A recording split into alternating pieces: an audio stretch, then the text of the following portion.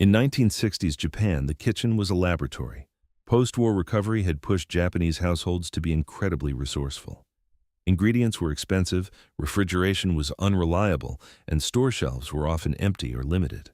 So home cooks developed techniques that bent the rules, challenged Western food science that was flooding in at the time, and sometimes outright defied what health departments were recommending. Many of these methods got labeled dangerous, unhygienic, or simply wrong by modernizing food authorities trying to push Japan toward Western standards. Cookbooks were revised, recipes were pulled, grandmothers were told to stop. But here's the thing.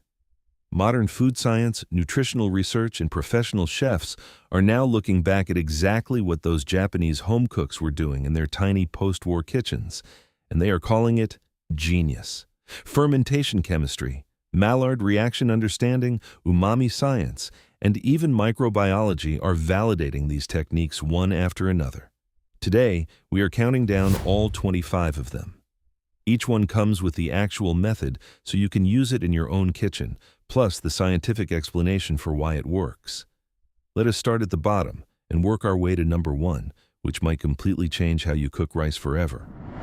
Number 25, rice water, or togijiru, as a vegetable cleanser. Before you pour that cloudy white water down the drain the next time you wash your rice, stop. In 1960s, Japanese households, that milky first rinse water was collected in a bowl and used to soak root vegetables like daikon radish or bamboo shoots. The Japanese called the harshness in these vegetables aku, a bitter, astringent quality that made them less palatable and harder to digest. The rice water was believed to draw it out. Here's how you do it. Rinse your uncooked rice twice, catching that second cloudy water in a bowl. Submerge your peeled daikon or bamboo shoots and let them soak for 20 to 30 minutes before cooking. Modern food science now explains exactly why this works. Rice water contains starch molecules that bind to the bitter compounds and tannins in these vegetables, physically pulling them away from the flesh. The mild alkalinity also neutralizes some of the sharper organic acids. Try this with any root vegetable before your next stew. Number 24. The miso no-boil rule. This one was genuinely controversial. In post-war kitchens being modernized at rapid speed, health officials sometimes pushed for higher cooking temperatures to kill bacteria. But Japanese housewives quietly, stubbornly refused to boil their miso. They knew that heat above a certain point killed something essential in the paste. What they were protecting, long before the word probiotic existed in any mainstream vocabulary, were the live bacterial cultures produced during miso's fermentation. Here's the method. Add miso to your soup only after removing the pot from active heat, or at most when the liquid has dropped below a vigorous simmer. Stir it in gently and serve immediately. Science has since confirmed that lactobacillus and other beneficial microorganisms in traditionally fermented miso are heat-sensitive and survive only when you follow exactly what those 1960s women were doing intuitively. Number 23. Charcoal in the rice cooker. When Binchoden charcoal appeared in Japanese kitchens in the 1960s, it was viewed with deep suspicion by modernizing food authorities who saw it as primitive and potentially dangerous. Housewives were quietly placing small pieces of this white oak charcoal directly into their water before cooking rice. The charcoal was believed to purify the water and improve the grain. They were absolutely right. Binchotan is a highly porous activated charcoal that absorbs chlorine, volatile organic compounds, and other tap water contaminants that interfere with both flavor and the way water interacts with starch. It also releases trace minerals like calcium and potassium. Back into the water. To use it yourself, rinse a small piece of food-grade activated charcoal. Boil it for 10 minutes to sterilize, dry it, and place it in your rice cooker water for 30 minutes before starting the cook. You can find binchotan or food-grade activated charcoal at specialty stores. Number 22. Daikon peel pickling, or kinpira. Throwing away the thick skin of daikon radish was considered wasteful to the point of being shameful in 1960s Japanese households operating under tight post-war budgets. Those skins were julienned and cooked in sesame oil with soy sauce, mirin, and a pinch of chili to make kinpira, a crunchy side dish. Nutritional science now tells us this was an accidental stroke of brilliance. The majority of dietary fiber in daikon is concentrated in and just beneath the skin. The interior, while delicious, is comparatively fiber-poor. You are literally throwing away the most nutritious part. Next time you peel daikon, save those strips. Sauté them in a little sesame oil for 2 minutes. Add equal parts soy sauce and mirin, a splash of sake if you have it. Cook until the liquid evaporates and finish with sesame seeds. Americans can replicate this with regular radishes too. Number 21. Ginger grated, skin on. Throughout the 1960s, Japanese cooking manuals began instructing home cooks to peel ginger before grating, following Western hygienic standards being imported alongside American culture. But older cooks ignored this advice completely. They grated ginger whole, skin intact, over dishes and into sauces. This was considered unsanitary and unprofessional by modernizing standards. Here's what those older cooks knew by instinct: the highest concentration of gingerol, the primary bioactive compound responsible for ginger's medicinal and flavor properties, sits in the tissue directly beneath the skin. When you peel ginger, you are removing a significant portion of its potency. Simply scrub fresh ginger under running water with a stiff brush or the edge of a spoon, then grate directly. If your ginger is organic, the argument for grating its skin on becomes even stronger. Number 20. Nukazuke, rice bran fermentation beds.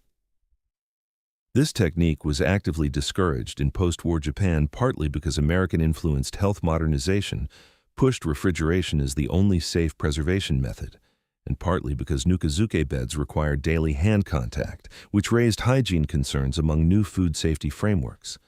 A nukadoko is a fermented paste made from rice bran, salt, and water that vegetables are buried in to ferment and preserve without any electricity. Maintaining it requires mixing the bed with your bare hands daily to oxygenate it and keep the bacterial cultures balanced. Science now recognizes nukazuke as a remarkable probiotic food source and confirms that the fermentation process increases bioavailable B vitamins in the vegetables.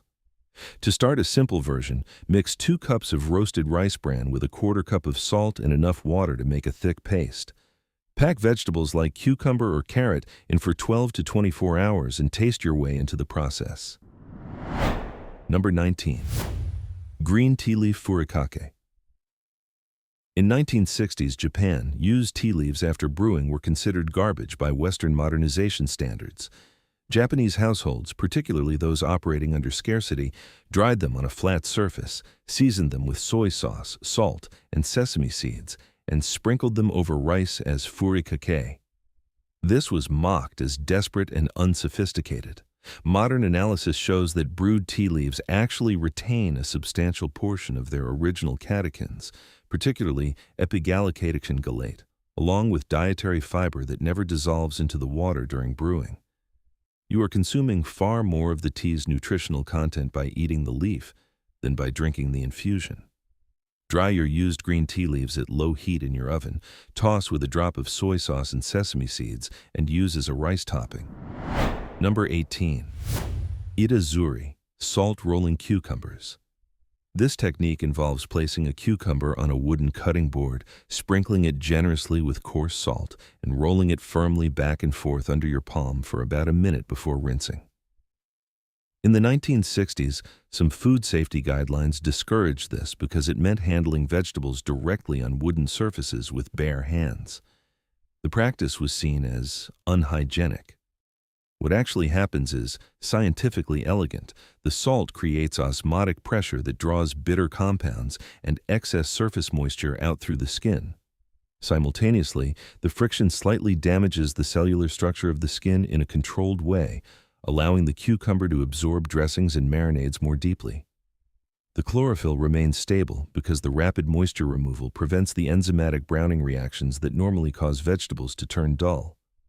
Your cucumber stays vivid green and tastes cleaner. Number 17. The otoshi buta, or drop lid. A drop lid is simply a lid slightly smaller than your pot that sits directly on top of the simmering liquid and ingredients rather than covering the pot at the rim. In 1960s Japan, this was standard equipment. but Western cooking influences began replacing it with conventional lids or pressure cookers. It fell out of fashion as inefficient. The physics behind it are remarkable for such a simple device. The lid floats on the surface of the cooking liquid and forces constant gentle circulation of the broth over the ingredients above the liquid line without violent bubbling. This means delicate fish, tofu, and root vegetables cook evenly without breaking apart, and flavor distribution becomes uniform throughout the pot. You can make one by cutting a circle of parchment paper slightly smaller than your pot diameter and using it the same way. Number 16. Vinegar rice, longevity. Adding a small splash of rice vinegar to cooked rice before storing or packing it into lunchboxes was a widespread 1960s Japanese practice that food safety modernizers tried to eliminate, arguing that controlling food safety required refrigeration and proper temperature control, not home acidification methods. The acetic acid in vinegar lowers the pH of the rice significantly enough to inhibit the growth of Bacillus cereus, which is the primary bacterial concern with cooked rice stored at room temperature. Traditional sushi rice preparation already uses this principle industrially, but applying it to everyday rice extends safe holding time and improves texture. 1 teaspoon of rice vinegar per 2 cups of cooked rice is sufficient. This is particularly valuable for American households making meal prep rice that sits in containers for hours. Number 15. Katakuriko potato starch slurry for meat. Coating meat in a thin layer of potato starch before cooking was a common 1960s technique in Japanese home kitchens. Western food science of the era dismissed this as unnecessary, preferring flour-based coatings or fat-heavy methods. Katakuriko creates a gelatinous protective barrier during cooking that seals surface moisture inside the protein far more effectively than flour can. When protein is coated with potato starch and placed in a hot pan, the starch gelatinizes immediately and forms a translucent seal before the interior temperature rises. The result is meat that remains juicy without requiring expensive oil quantities or complicated brining. Cornstarch is an accessible American substitute that performs similarly. Toss your chicken or pork pieces lightly in cornstarch before pan frying and compare the moisture retention yourself. Number 14. Ice water tempura batter. The instruction to keep tempura batter ice cold was nearly universally ignored or dismissed as impractical by modernizing cooking schools in 1960s Japan, which were simplifying techniques for speed. The rule was seen as fussy. It is actually a gluten management strategy of extraordinary precision. Gluten develops when wheat proteins hydrate and bond together, and heat accelerates this process dramatically. By keeping the water near freezing, you dramatically slow hydration and protein bonding. The result is a batter with minimal gluten structure that crisps into a shatteringly light coating rather than a chewy crust. Mix your tempura flour with water that has actual ice sitting in it. Stir minimally and deliberately incompletely, leaving lumps, and use immediately. The lumps and unmixed pockets of flour are features, not mistakes. Number 13. Eggshell mineral water. Crushed sterilized eggshells were added to cooking water in 1960s Japanese kitchens as a calcium supplement during a period when dairy consumption was still low across the population. This practice was quietly discouraged as unsanitary and primitive once Western dietary guidelines began influencing Japanese nutrition policy. Eggshell is composed almost entirely of calcium carbonate, which dissolves partially in water, particularly when that water is slightly acidic. The calcium released is bioavailable and measurable. To do this safely, boil cleaned eggshells for 10 minutes, dry them completely, grind them to a fine powder, and add a small pinch to the water you use for cooking grains or making broth. The amount required for a meaningful dose is very small and adds no detectable flavor. Number 12. Baking soda meat tenderizing. During the economic reconstruction period of 1960s Japan, cheap tough cuts of meat were the norm. A small amount of baking soda rubbed onto the surface of meat and left for 15 to 20 minutes before rinsing was used to tenderize it. American food culture of the same era dismissed this as a dangerous food safety shortcut. Baking soda raises the pH on the surface of meat, which disrupts the protein structures responsible for toughness. The alkaline environment prevents the proteins from contracting as tightly during cooking, resulting in noticeably more tender texture even in budget cuts. Rinse the baking soda off thoroughly before cooking to avoid a soapy taste and limit application to thin slices for best results. Number 11. Umeboshi as a natural antibacterial agent. Placing a single pickled plum in the center of a rice lunchbox was standard 1960s Japanese practice. Health authorities in the modernizing post-war period initially questioned this, preferring recommendations around refrigeration over reliance on traditional preservation methods. Research has confirmed that umeboshi contains high concentrations of citric and malic acid, along with specific antimicrobial compounds that inhibit bacterial growth across a meaningful radius within packed rice. One umeboshi is not sterile magic, but studies measuring bacterial counts in rice stored with and without umeboshi show measurable differences. Americans can find umeboshi in Asian grocery stores or online. The flavor is intensely sour and salty, and small quantities go a long way. Number 10. Daikon to scale fish. Using a slice of raw daikon radish as a fish scaler is a 1960s trick that was replaced by metal scalers as kitchen modernization pushed specialized tools into households. The firm texture of daikon combined with its slightly abrasive cut surface removes scales effectively when dragged against the grain of a fish while containing them in the flesh of the vegetable rather than sending them flying across the kitchen. The daikon essentially traps the scales as you work. Any firm vegetable with a flat-cut surface can work similarly, but daikon has the right combination of firmness and moisture to perform this task well. Number 9. Sun-drying shiitake for vitamin D. Placing fresh shiitake mushrooms gill-side up in direct sunlight for 6 to 8 hours before cooking was a 1960s preservation practice that food science of the era largely ignored. The reasoning given by cooks was that sunlight improved the flavor and longevity of the mushrooms. The actual mechanism is biochemical and remarkable. Ergosterol in the mushroom skin converts to ergocalciferol, which is vitamin D2 when exposed to UV radiation. Research has confirmed that sun-dried shiitake can contain levels of vitamin D comparable to supplemented foods. Gill-side-up exposure is significantly more effective than cap-side-up because the gill surface contains higher concentrations of ergosterol. Number 8. Sesame seed hand grinding before serving. Pre-ground sesame seeds were dismissed as lazy in 1960s. Japanese cooking, but whole unground seeds added to dishes were also considered less effective by Western nutritionists who focused on fat content alone. The practice of grinding sesame seeds in a suribachi, which is a Japanese ridged mortar, immediately before serving was actually protecting the volatile aromatic compounds and essential fatty acids that oxidize rapidly once the seed coat is broken. Whole sesame seeds pass largely undigested. Ground sesame seeds release nutrients, but those nutrients degrade within hours of grinding. Fresh grinding maximizes both flavor and nutritional availability simultaneously. Number 7. Niban dashi, the second broth. After making primary dashi from katsuobushi and kombu, 1960s, Japanese cooks saved the spent ingredients and simmered them a second time to make niban dashi, a lighter broth used for miso soup or as a cooking liquid. Frugality drove this practice, but science confirms the second extraction still contains glutamates, inosinate, and minerals in quantities sufficient to add meaningful flavor and nutrition. In an era where food waste is increasingly recognized as both a financial and environmental problem, niban dashi is a practical tool any American home cook can use to get full value from expensive ingredients. Number 6. Tofu pressing for protein texture. Wrapping tofu in cloth and placing a weighted board on top for 30 minutes to several hours to remove excess water was a cornerstone of Shojin Ryori, the cuisine of Zen Buddhist monks in Japan.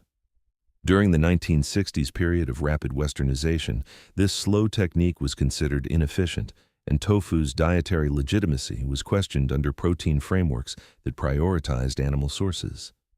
Pressed tofu contains a significantly higher protein concentration per gram than unpressed, absorbs marinades deeply, and develops a satisfying, chewy texture that changes how it behaves in a pan entirely.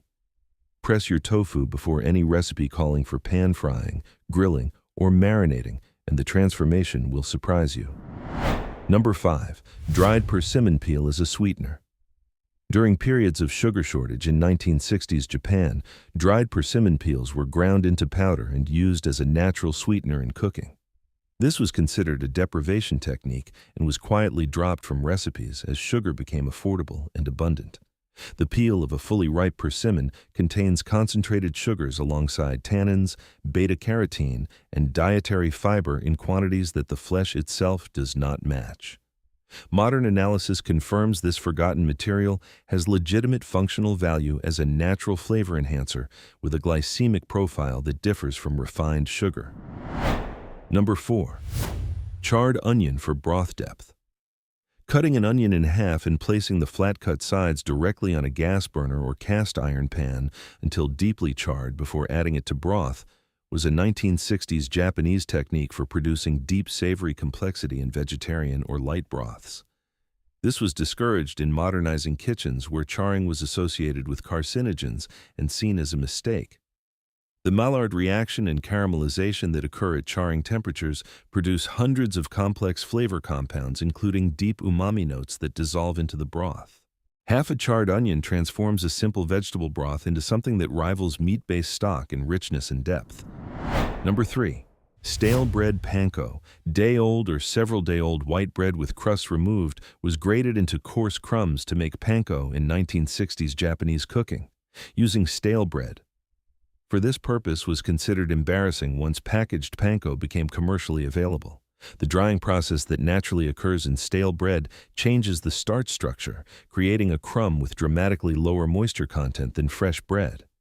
Lower moisture means the crumb absorbs less oil during frying, crisps faster, and maintains that crunch longer after cooking. Commercial packaged panko replicates this through industrial drying. Making your own from genuinely stale bread at home achieves the same result and produces arguably superior texture. Number 2. Leftover noodle water as a thickener. The cloudy, starch-heavy water left after boiling udon or soba noodles was saved in 1960s Japanese kitchens and added to soups, sauces, or the following day's broth as a natural thickener and bodybuilder. Discarding this water was seen as irresponsible during a period of genuine scarcity. The dissolved starch in noodle cooking water acts as a natural emulsifier and thickener, adding body and a silkiness to liquid dishes without requiring additional starches or fats. Italian cooking uses pasta water identically in sauce construction. The same principle applies here with even greater utility given the variety of Japanese broth-based dishes that benefit from added viscosity. Number 1. The 100 stir rule for natto. And here we are at the most strange, the most mocked, and ultimately the most scientifically vindicated trick on this entire list. In 1960s Japan, serious natto preparation involved stirring the fermented soybeans with chopsticks in one direction for what tradition specified as exactly 100 stirs before eating. This practice was considered eccentric and obsessive, even within Japan, and was dismissed internationally as pure superstition. Here's what that stirring actually does. Natto contains Bacillus subtilis bacteria and produces nattokinase, an enzyme with documented cardiovascular benefits including blood clot dissolution that researchers have studied extensively since the 1980s. The intense stirring breaks down proteins within the natto and causes the bacteria to produce dramatically more of the characteristic sticky, elastic strands. These strands are not just visual. They represent a higher concentration of polyglutamic acid, which is the compound that makes nattokinase more bioavailable and stable during digestion. The direction of stirring also matters because it creates a vortex that oxygenates the culture. Science took 60 years to explain it. Those Japanese housewives simply knew it worked. Try one of these this week. Start with the rice water. It costs you nothing. And if this kind of rediscovered knowledge fires you up the way it fires me up, the video sitting right there covers another category of forgotten food wisdom that the modern food industry really does not want you thinking about.